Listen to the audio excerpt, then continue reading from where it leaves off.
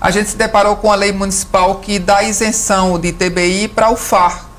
Então, o FAR não precisa de isenção de ITBI. O que é o FAR? O FAR é o Fundo de Arrendamento Residencial do governo federal, que por si só já é imune tributariamente. Então, a gente precisa discutir essa lei para que esse ITBI, esse primeiro ITBI, venha para a primeira escritura, para o primeiro beneficiário. Entendi. Aí sim a gente consegue regularizar essa gama de empreendimentos do passado.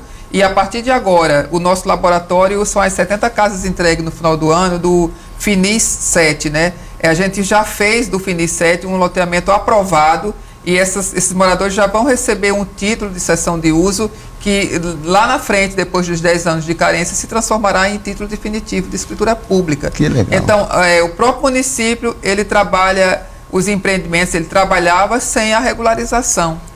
Pois é. Dentro de casa. Nós temos alguns locais. Bom, vamos começar por outro lado. Porto Velho é uma das maiores cidades em área física do Brasil. Imagine-se que há terra para todo mundo, se for bem distribuído. Por que tanta gente ainda não tem casa própria, secretário? Olha, esse déficit habitacional, ele se dá por falta de controle também, né? Também. Uma das principais coisas é enxugar gelo. O município, sempre que beneficiava alguém com alguma moradia, algum lote urbanizado, ele não se precavia para que essa pessoa não voltasse para a fila, né? Entendi. Então, a CEMUR resolveu isso o ano passado com a fórmula caseira. Nós identificamos um técnico muito bom em sistemas e ele conseguiu construir um sistema de controle que a gente consegue catalogar não só o CPF do principal beneficiário, mas todo o núcleo familiar dele. Então, hoje a gente tem um sistema de controle que a gente consegue, pelo CPF do beneficiário, saber se ele já foi contemplado ou não, se ele está em lista de espera, se o dossiê dele está formulado na Caixa ou no Banco do Brasil, se ele já foi reprovado por renda. Então, isso evita que ele, depois de contemplado, venda e volte para a fila novamente. Isso a gente é muito começa a ter o controle sobre esse banco de dados, né? Então, agora nós estamos catalogando todo o passado da habitação e também fazendo valer esse controle de CPFs para a regulação fundiária. Todo mundo que recebeu título no passado, ele já foi contemplado uma vez com uma gratuidade, ele não pode ser contemplado novamente. Entendi. E para as pessoas que vendem ou que burlam o sistema, a gente está fazendo um monitoramento pós-ocupação em vários empreendimentos entregues. Uma vez constatado que a pessoa vendeu ou cedeu aquela moradia ou aquele lote para alguém que não seja ele próprio, a gente já faz a notificação e já encaminha para o banco agente financiador para que ele entre com a retomada judicial do imóvel. Bom, nós temos vários empreendimentos habitacionais, inúmeros, mas até surpreendentes em Porto Velho. Sim. Há anos não se tinha coisas assim. Alguns feitos em parceria com o governo, por exemplo, que é como lá o Orgulho do Madeira, que é construído com recursos federais, em parceria com o Estado, e o município também tem alguma coisa a ver. A gente tem recebido ali, secretária, de muitos moradores, denúncias sem fim. Falta de segurança, falta de estrutura, pessoas alugando o imóvel. Tem como controlar isso depois que o imóvel é entregue? Existe para cada empreendimento um projeto técnico-social.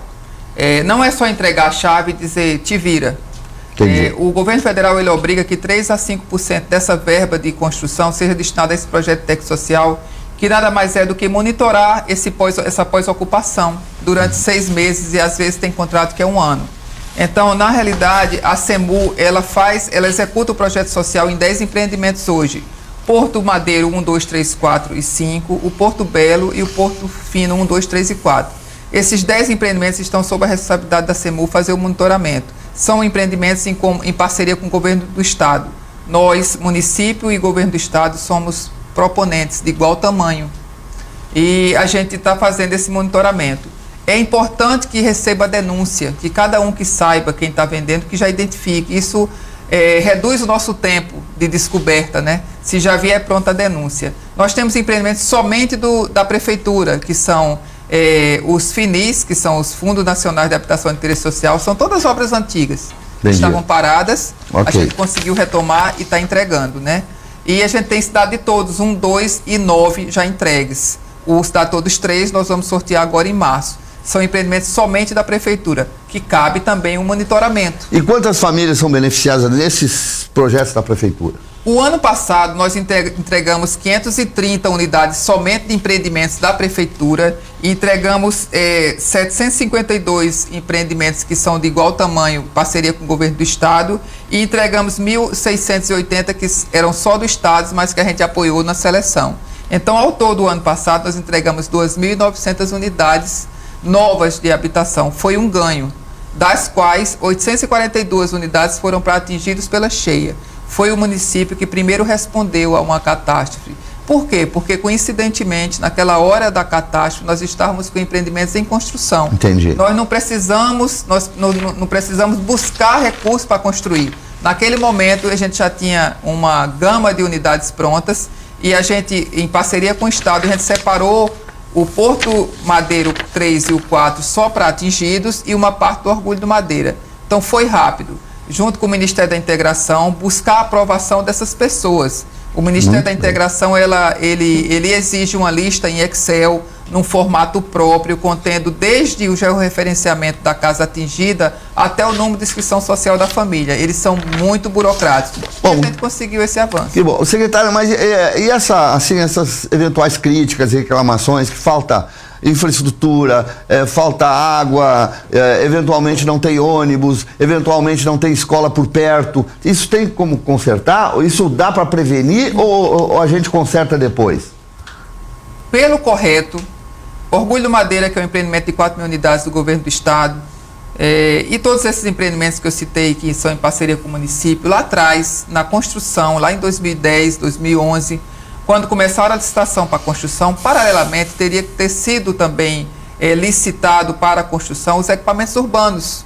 Para cada empreendimento desse, existe uma matriz de responsabilidade, que é do Estado e do município, para prover aquelas habitações de unidades de saúde, unidades de educação, toda a via de transporte. Então, isso tem que ser pensado. Posto policial, tudo isso, existe recurso do Fundo de Arrendamento Residencial para a construção. O próprio governo federal já prevê. O que aconteceu é que isso não foi providenciado a tempo. Então, agora, nesse momento, a gente tem uma agenda conjunta, Estado e município, para fazer esse chamamento público. A gente tem também aí um agravante que agora a gente está lidando também com o Banco do Brasil, que é um banco que não tem a expertise que a Caixa tem. Então, as coisas demoram um pouco mais. Eles estão começando agora na habitação de interesse social. Então, assim, no caso do Orgulho Madeira, essa matriz está sendo licitada e vai haver a licitação para a construção. Enquanto isso, a malha de equipamentos urbanos que existe do Estado e do município tem que prover essa necessidade dos moradores. Mas eu sei que está todo mundo ávido para saber sobre Casa Popular. Esse é o negócio. Tem tanta gente nessa cidade precisando morar, vivendo mal, precisando de chance, de oportunidades. Cada um certamente vai ter desse jeito que estão trabalhando, o trabalho está sendo feito. Secretária, no final do ano passado houve inscrições, eu queria que a senhora explicasse o que foi feito, o que funcionou, o que não funcionou. No passado, o Estado tinha um cadastro e ele sorteava desse evento público que aconteceu em 2013 e o município tinha um outro cadastro que ele sorteava de um evento público que houve em 2011. Ok. Então, nós trabalhamos assim até dezembro do ano passado, essas listas antigas em separado, que dava bastante trabalho. Imagina. A CEMUF, todos os chamamentos que fez com transparência, através de edital público, o Estado do mesmo jeito. E aí, quando a gente sentiu que esse cadastro, a gente chamava e não vinha mais ninguém, a gente sentiu que era hora de fazer um novo cadastro habitacional e dessa vez um cadastro único, que fosse usado pelas duas casas. Porque naquele momento, pronto para sortear, a gente tinha 242 unidades e o Estado tinha 2.500 unidades. Então, se eu fizesse um chamamento público para cadastrar para o sorteio 240 unidades, ia vir uma gama de pessoas que era a mesma que iria para o chamamento do Estado. É verdade. Então, nós unimos forças e no final de agosto para comecinho de setembro, a gente fez aquele evento no Bingol, onde a gente chamou a população para se cadastrar em um cadastro que se chama Demanda Habitacional do município de Porto Velho, que vai valer por 2 anos. Isso não vai impedir a gente de chamar, de incrementar esse cadastro a qualquer tempo, com mais pessoas que não conseguiram ir naquele momento, mas a gente já chamava as pessoas com documento. Por quê? Porque naquele momento nós éramos o primeiro município a fazer um chamamento público já dentro das novas regras do Ministério das Cidades. O Ministério das Cidades tinha acabado de editar uma portaria 163, onde ele criava o Cadastro Nacional de Habitação. e existia a obrigatoriedade de comprovar os critérios de seleção. E aí a gente vai explicar, são 3 critérios nacionais e 3 critérios municipais. E de acordo com a comprovação de cada um, você entra numa prioridade ou não. Então os critérios são mulher chefe de família, ser morador de Porto Velho há mais de 3 anos, ter filhos menores, idosos como titular, morar no município há 3 anos, que eu já falei. Deficientes também? Deficientes e pessoas com área de risco com laudo de defesa civil. Então, na hora da inscrição, você tem condição de comprovar de 4 a 6 critérios, você entra no grupo A, onde o município e o estado vão sortear 65% do que já existe pronto para sortear, da demanda habitacional.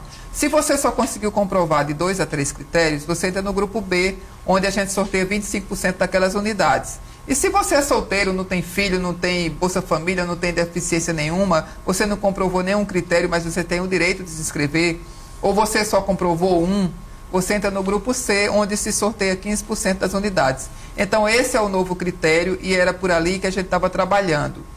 Foram 8.500 cadastros, não ficou uma única pessoa sem atendimento. E, assim, a gente começou atendendo 800 pessoas e, à medida que a gente começava a criar a expertise, esse número foi aumentando, a ponto que ali virou uma grande festa. As pessoas entravam e rapidamente saíam e comemoravam. A gente teve assim, uma grande apoio em redes sociais com fotos que a gente usa até hoje para exemplificar o êxito que a gente teve naquele cadastro. O Ministério das Cidades, ao longo do percurso, teve que corrigir uma portaria que muitas vezes é feita no ar-condicionado, mas que quando você na vida real é outra. Não deu certo. Uma das exigências é que as famílias naquele momento já tivessem o cadastro único. Como que o município ia suportar aquela correria que teve aos CRAs para fazer o cadastro para voltar para a fila? A gente viu que não funcionava, a gente passou a noite inteira conversando com o Ministério das Cidades. Durante o percurso daqueles dias, eles já reeditaram a portaria, corrigindo e dando prazo até 30 de dezembro para que aquelas famílias fizessem cadastro único. Então, fomos o primeiro município a testar isso. Agora, nós separamos em grupo e ficamos aguardando o sinal verde do Ministério das Cidades para fazer o sorteio. Eles esperavam fazer o sorteio pelo Sistema Nacional. Infelizmente não funcionou. E agora estão dando aval para que a gente realize o sorteio em março, aqui mesmo no município de Porto Velho, com nossos recursos. Então, nós vamos sortear as 2.500 unidades do Morar Melhor, as 272 unidades do Cidade Todos 3, que é do município, e um percentual de 30% de suplente, que é necessário caso algum sorteado não apresente a documentação adequada. A senhora sonha em chegar lá no final da sua administração com que percentual de pessoas necessitadas atendidas com casa própria? Olha, hoje a gente fez uma reunião com todas as secretarias. A habitação é uma política estruturante.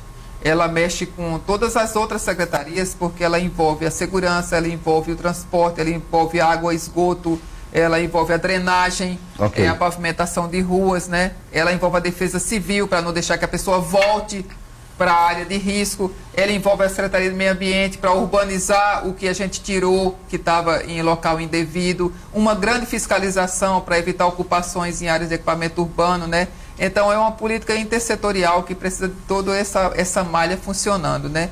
Então, a gente pretende que nesses 4 anos de mandato do prefeito Hildo, que a gente chegue com um cenário controlado da malha urbana, que pelo menos a gente consiga diminuir os vazios urbanos, que a gente consiga adensar mais a população nessa infraestrutura que já existe, que a gente evite que a cidade se expanda mais ainda, porque isso fica muito caro, e a gente consiga ordenar essas ocupações. O passivo é muito grande. A gente tem 116 quilômetros de canais abertos, totalmente ocupados, irregulares, a população jogando muitas vezes o lixo dentro do canal, e a gente sabe que isso... Mais dia, menos dia vai ter que resolver, né? Vai ter que resolver, e por conta disso tem tanto alagamento, tem tanto problema na hora da chuva, porque a rede de drenagem está cheia de lixo, né? Então é preciso chamar a população também com essa responsabilidade, que não é só do poder público. Claro, né? Sem dúvida. A gente tem defendido isso. Os dinossauros, no rádio e na TV, têm batido nessa tecla. Beninha Andrade, Everton Leone, Domingues Júnior, professor Jorge Peixoto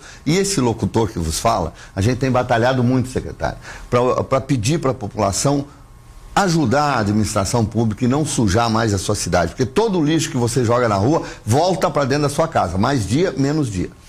Secretária, a senhora tem nas suas mãos o poder, e é um poder muito grande, de gerir a questão da terra. E a questão da terra é um problema no país todo. A senhora sofre muita pressão? A pressão faz parte do cargo, né? Faz parte. A gente tem que agir com muita lisura, muita transparência, né? A tônica dessa administração é austeridade, é transparência, é dinamizar, é modernizar. Isso que tem sido cobrado pelo prefeito. É a modernização da máquina pública, é a desburocratização, é a transparência, é a lisura, né? Claro. Então, assim, eu me coloco totalmente à vontade dentro desse projeto do prefeito, né?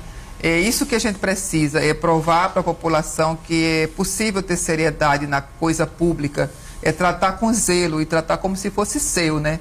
Então, diante disso, a gente tem instaurado uma rígida auditoria nos processos da SEMU, e por isso às vezes eu peço até desculpa aqui se as coisas tenham demorado um pouco mais do que o normal, mas é preciso ter muita cautela, porque a gente encontrou algumas inconsistências e é preciso apurar tudo isso. A senhora está dizendo inconsistência para não dizer coisa pior, né? Então hoje a gente tem um processo de auditoria muito rígida, nós temos um volume de sindicâncias imenso, e a gente está fazendo uma força-tarefa para digerir tudo isso e para agir com segurança, né? É preciso ter muita segurança nos atos, muita transparência e muita seriedade. A gente está acostumado, e isso a secretária obviamente sabe, a conviver nesse país com tanta coisa errada, tanta sacanagem, tanta mutretagem, que não é mais possível se administrar desse jeito.